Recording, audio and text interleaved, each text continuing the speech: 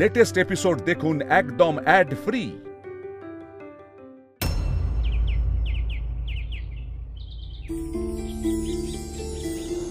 তুমি কখনো কারোর ডাককে উপেক্ষা করো না। যখনই দেখবে কেউ বিপদে পড়েছে, তুমি তাকে সাহায্য করো। তাহলেই তুমি যা চাইবে তাই পাবে। মাগো, তুমি তো বলেছিলে যে মানুষের সেবা করার মধ্যে দিয়ে আমি আমার লক্ষ্যে পৌঁছাবো, আমার ডাক্তারবাবুকে খুঁজে পাবো। কিন্তু আমি যে পথে পথে হেঁটেই চলেছি মা, কোথাও তো পাচ্ছি না আমার ডাক্তারবাবুকে। কবে পাবো? আমি যে আর পারছি না।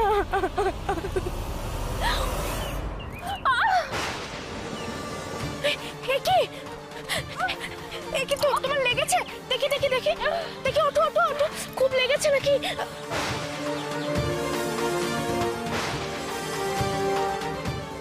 কি তোমার হাতে মুখে এরকম আঘাতের চিহ্ন কেন? কি হয়েছে তোমার? আরে আরে আস্তে, আমাকে এক্ষুনি যেতে হবে, না হলে মস্ত বিপদ হয়ে যাবে। দাঁড়াও দাঁড়াও দাঁড়াও, কি হয়েছে? তুমি এরকম ভয় পেয়ে আছো কেন? কেউ কি তোমার কোনো ক্ষতি করতে চাইছে? আমাকে খুলে বলতে পারো সবটা, কি হয়েছে? আমাকে পালাতে হবে, পালাতে হবে আমাকে। দাঁড়াও দাঁড়াও, এরকম করো না। কি হয়েছে, কিসের বিপদ সেটা বলো। এভাবে যাবে বা কোথায় তুমি? কোথায় যাবো জানি না, তবে এইটুকু জানি, এখানে থাকলে আমি বাঁচবো না। এই গ্রাম ছেড়ে আমাকে এক্ষুনি পালাতে হবে, এক্ষুনি পালাতে হবে। দাঁড়াও মাধবী, মাধব,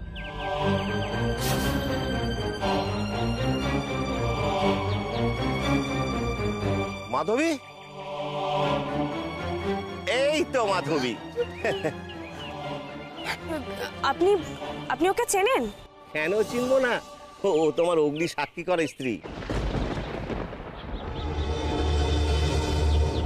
দুজনে একসাথে বেরিয়েছিলাম, হঠাৎ দেখি আমার পাশে আমার বউ নেই। কি চিন্তায় যে পড়েছিলাম। চলো চলো চলো চলো চলো। দাঁড়ান দাঁড়ান দাঁড়ান, ও ওইরকম ভয় পেয়ে আছে কেন? আর গ্রাম ছেড়ে পালিয়ে যেতে চাইছিল কেন? আপনি কি কিছু করেছেন?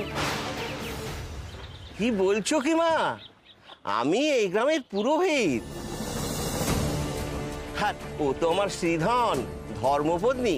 আমি কখনো ওর সঙ্গে এরকম খারাপ ব্যবহার করতে পারি? আচ্ছা, বিশ্বাস না হয় তুমি গ্রামের লোককে রেখে জিজ্ঞাসা করো। ও শ্যামল, ও তাপস, এদিকে এসো, এদিকে এসো। আচ্ছা, তোমরাই বলো, আমি আজ পর্যন্ত কোনো পোকামাকড়ের ক্ষতি করিনি, কোনো ঝামেলা ঝঞ্ঝাটের ধারে কাছে যাই না। আর সেই কিনা আমাকে বলছে আমি ওর ক্ষতি করতে চেয়েছিল। তুমিই বলো। না না, আপনার কোথাও ভুল হচ্ছে। ঠাকুরমশাই খুব সজ্জন মানুষ। শুনুন, বউ কেন কোনোদিন কারোরই কোনো ক্ষতি করেননি। আচ্ছা, তোমরা এসো। তোমাকে তো এর আগে কখনো এই গ্রামে দেখিনি। তুমি কে? আমি এই গ্রামের কেউ নই। আমি আমার স্বামীকে খুঁজতে খুঁজতে এখানে চলে এসেছি। তা তোমার এখানে চেনাশোনা কেউ নেই? থাকবে কোথায়? বুঝতে পেরেছি, এখানে তোমার থাকার কোনো জায়গা নেই। ও নিয়ে তুমি চিন্তা করো না মা, তুমি আমার সাথে চলো। গরিবের কুঠিরে অতিথি নারায়ণ সেবা করব। না না, আপনাদেরকে এত ব্যস্ত হতে হবে না। আমি কোথাও আশ্রয় নেব না। চলো না গো, চলো না আমাদের সঙ্গে।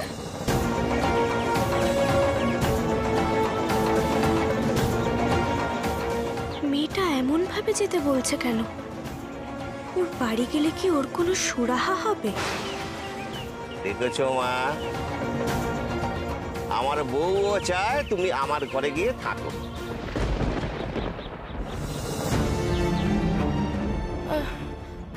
ঠিক আছে, চলুন। আমি আপনাদের বাড়িতেই থাকবো। চল।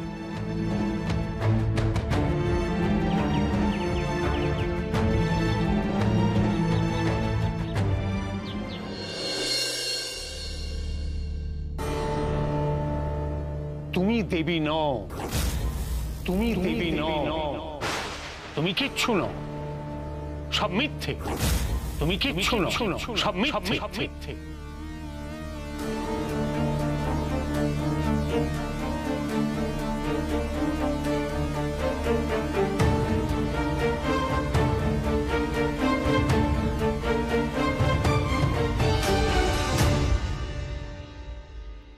শৈল,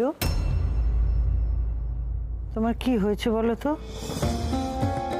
ঠিক মতন খাওয়া দাওয়া করছো না, ঘরের বাইরে বেরোচ্ছ না, নতুন কোনো সমস্যা হয়েছে?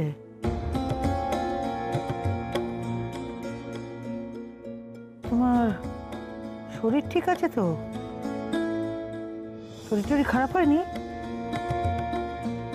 নাও, এই খাবারটা খেয়ে নাও। খাবার না খেলে শরীর তো ভালো হবে না। আচ্ছা ঠিক আছে, আমি খাইয়ে দিচ্ছি।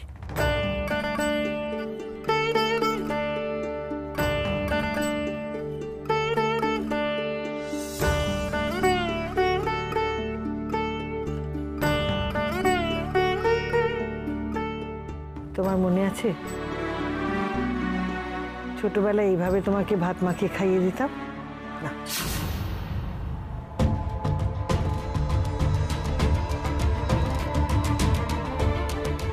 মা,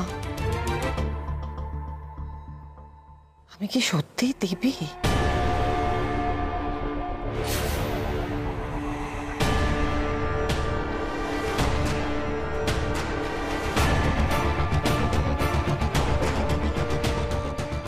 বলো না, বলো না মা, আমি কি সত্যিই দেবী? নাকি ছোট থেকে যেগুলো বলা হয়েছে সেগুলো সব মিথ্যে? বলো না, বলো না, বলো।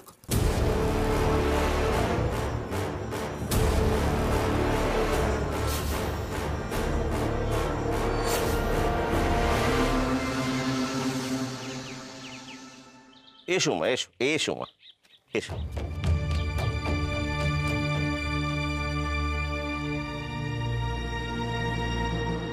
বসো মা, বসো।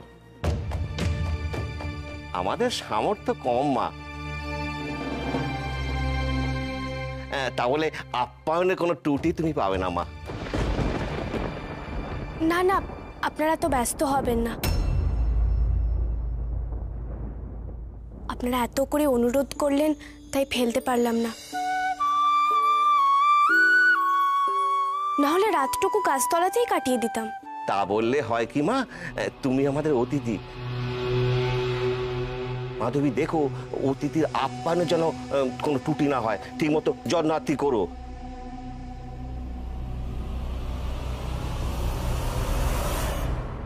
আর মা, তোমার যদি কোনো অসুবিধা হয় মুখ ফুটে বলো মা।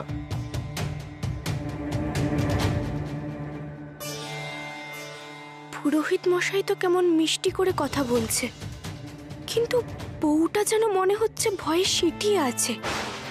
এত ভয় পাচ্ছে কেন? তুমি একটু বিশ্রাম নাও মা, আমি তোমার জন্য একটু খাবার কিনে নিয়ে আসি।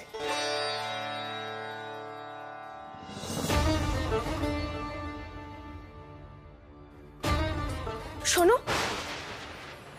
তোমার কি হয়েছে গো? তুমি তুমি এরকম ভয় পেয়ে আছো কেন? কি আবার হবে? তুমি কি বলছো আমি ঠিক বুঝতে পারছি না।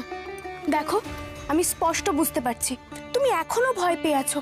আর তুমি ওভাবে পালিয়ে যাচ্ছিলে কেন? যদি কিছু নাই হয়ে থাকে তুমি ওভাবে পালাবে? আর এই মুখে হাতে আঘাতের চিহ্ন, এগুলো কি করে? তোমার সঙ্গে কি কিছু অন্যায় হচ্ছে? কেউ কি অত্যাচার করছে?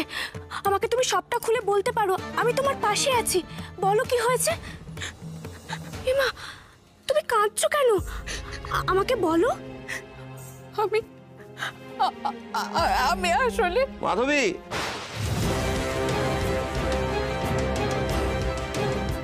মাধবী দেখেছো খাবার কিনতে গেছো তুই ঘর থেকে পয়সা নিয়েতেই ভুলে গেছো। এ কি মা, তুমি এখনো দাঁড়িয়ে কেন? হাত মুখ এখনো ধোনি? ধুয়ে নাও, এখনই রাত্রি নামবে। তাড়াতাড়ি রাতের খাবার খেয়ে শুয়ে পড়ো। আমরা আবার বেশিক্ষণ রাত জাগতে পারিনি। ভোরবেলা উঠে তো ভোরের নিত্য পুজো করতে হয় মা। তাহলে আমি ঘুরে আসি, তুমি একটু বিশ্রাম নাও।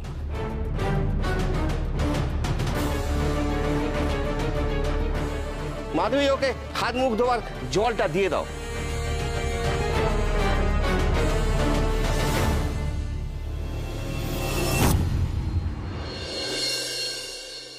কি হলো মা, বলো না। আমি দেবী? এসব কথা আমাকে বলছো কেন? তোমার বাবাকে বলো। তুমি হঠাৎ এই কথা আমাকে আজকে জিজ্ঞেস করছো? জিজ্ঞেস করছি, নিশ্চয়ই কোনো কারণ আছে, কিন্তু আমি এটাও বুঝতে পারছি যে তুমি কথাটা এড়িয়ে যাচ্ছ মা। না না, তা কেন? তো বোকা আমি নই মা, বুঝতে আমিও পারি। আমার প্রশ্নের উত্তর তো তোমাকেই দিতে হবে মা, কারণ তুমি তো আমার মা, তুমি তো জন্ম দিয়েছ আমার সব কথা তো তুমিই জানবে মা। বলো না মা, বলো না, তোমার কি সত্যি মনে হয়েছিল যে আমি সবার থেকে আলাদা, আমি সাধারণ নই? তুমি কি আমার মধ্যে কোনো দৈব শক্তি অনুভব করেছিলে? তুমি কি আমাকে জন্ম দেওয়ার আগে কোনো দেবীর স্বপ্ন দেখেছিলে? তুমি বলো না। চুপ করে থেকো না মা, আজ কিন্তু তুমি চুপ করে থাকলে আমি তোমাকে ছাড়বো না। আমার প্রশ্নের উত্তর তোমাকে দিতে হবে। বলো, বলো আমি দেবী কিনা, তুমি বলো, তোমাকে বলতে হবে, আমি জানতে চাই আমি দেবী কিনা। বলো বলো। না না না, তুমি দেবী না।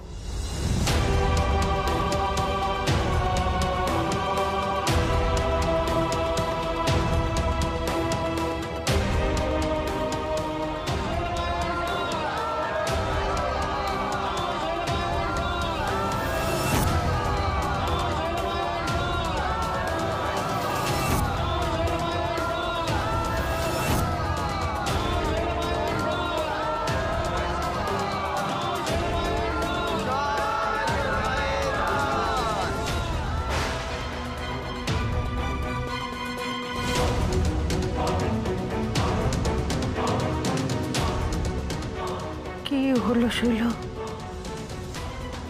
কি হলো?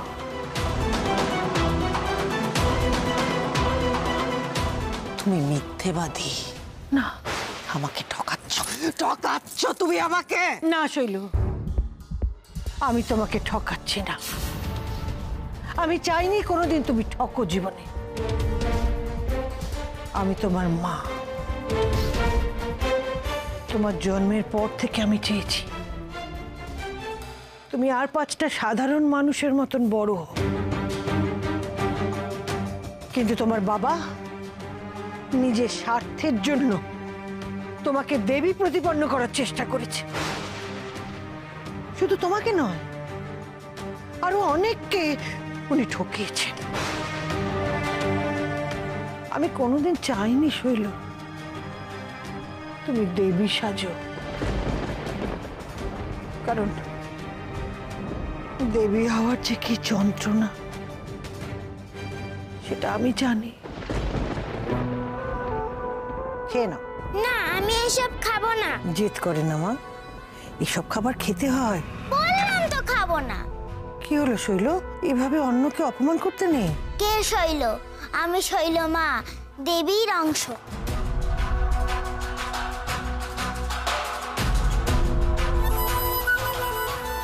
লাগলো মা? কোন সাহসে তুমি আমাকে স্পর্শ স্পর্শ করলে? জানো না আমি দেবী, আমাকে স্পর্শ করার অধিকার সবার নেই।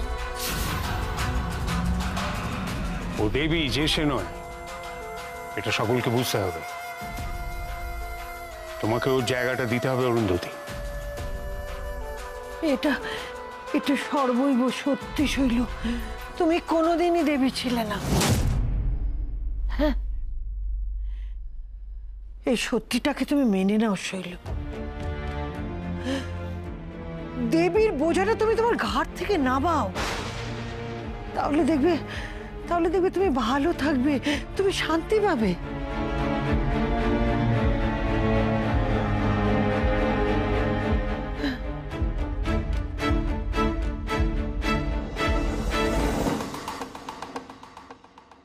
মিথ্যে কথা, তুমি মিথ্যে কথা বলছো না শৈল, তোমার এই মুখ আমি দেখতে চাই না, আমার ঘেন্না করছে, বেরিয়ে যাও। শৈল তুমি কি বলছো? আমি তোমাকে দেখতে চাই না, যাও।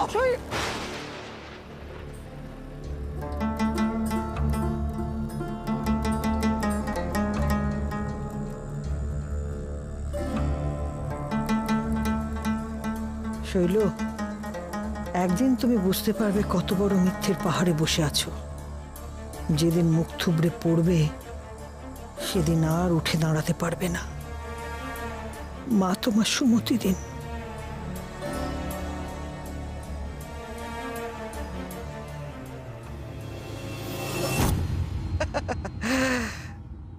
আমি তো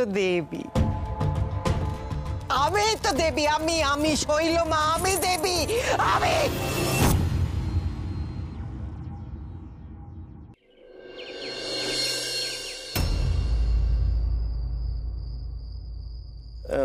কি বলি বলো তো মা, খুবই খারাপ লাগছে। তুমি তো দেখছো মা, আমাদের তো একটাই ঘর, তাই তো তোমাকে এই দাওয়ায় শোয়ার ব্যবস্থা করলুম। মা একটা রাত তুমি একটু কষ্ট করে কাটিয়ে দাও মা। আর শোনো না মা, আমি তোমার পাশেই রইলাম, যদি কোনো অসুবিধা হয় দেখো মা। না না, আমার কোনো অসুবিধা হবে না, আপনারা শুয়ে পড়ুন, যান। ঠিক আছে মা, চলো চলো।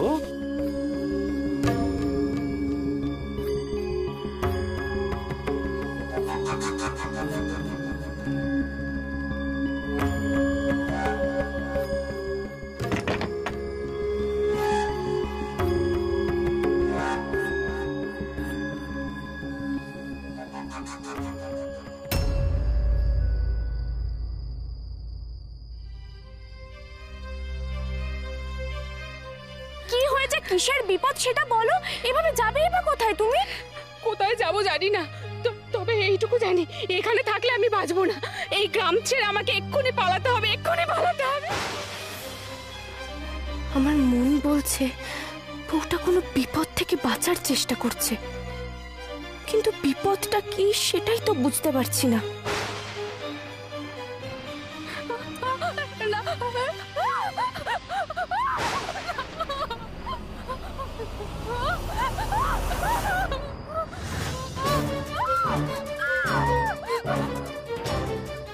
কি ভেবেছিলিস পালিয়ে বাসবি? তোর নিস্তার নেই। দরজা খোলো, দরজাটা খোলো, দরজা খোলো। দেখো, তোমাকে আমাদের খুন করা কোনো উদ্দেশ্য ছিল না। আমরা তোমাকে এখানে নিয়ে এসেছিলাম যাতে সরকারের কাছে তোমাকে পণবন্দি করে আমাদের দাবিগুলো জানাতে পারি। কিসের দাবি? আমাদের এখানকার মানুষজনের অর্থনৈতিক অবস্থা খুবই খারাপ, খুবই অনুন্নত জায়গা এটা। মানুষ দুবেলা ঠিক মতন খেতে পায় না। মানুষের বেঁচে থাকার জন্য ন্যূনতম প্রয়োজনটুকু এদের কেউ মেটায় না। পানীয় জলের অভাব, মানুষ শান্তিকে মরছে, কিন্তু কারোর কোনো হুঁশ নেই এদের প্রতি। এমনকি আমাদের এখানে স্বাস্থ্য ব্যবস্থা খুব খারাপ। স্বাস্থ্যকেন্দ্র বহু দূরে, সেখানে মানুষকে নিয়ে যেতে যেতেই মানুষ মারা যায়। আর সেখানেও সেরকম চিকিৎসা ব্যবস্থা নেই। মানুষ মহামারীর সময় গরু ছাগলের মতো মারা যায়। কত মানুষ যে অসুস্থ তার ইয়ত্তা নেই। তোমরা আমাকে ওই লোকগুলোর কাছে নিয়ে যেতে পারো? কেন তুমি গিয়ে কি করবে? হ্যাঁ, পালিয়ে যাবে বলে চালাকি করছো? আমাদের কথা বিশ্বাস হচ্ছে না? না না, আমি ওভাবে পালাতে চাই না। এক সময় আমিও ডাক্তারি করতাম।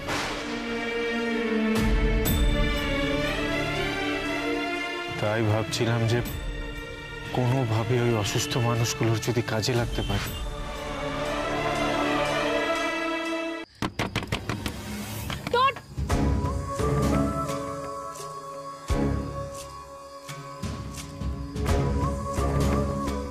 কি হয়েছে মা, ডাকছো কেন? তুমি ঘরে কি করছো আর তোমার বউ কোথায়? কেন ঘরে?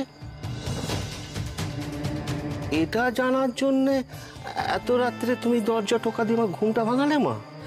আমি ঘরের ভেতর থেকে স্পষ্ট গোঙানির শব্দ পেলাম। আওয়াজ? কি বলছো মা?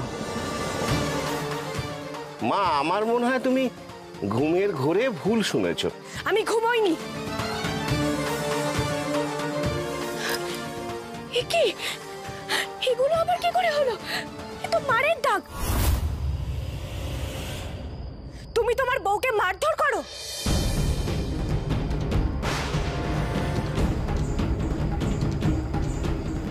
কি বলি বলতো, আমি আমার বউকে মারতে যাবো কেন? আমি তো একটা পিঁপড়েও মারি না গো। একদম মিথ্যে কথা বলবে না। তোমার এই অন্যায় আমি কিছুতেই চাপা রাখতে দেব না। দেখো আমি কি করি।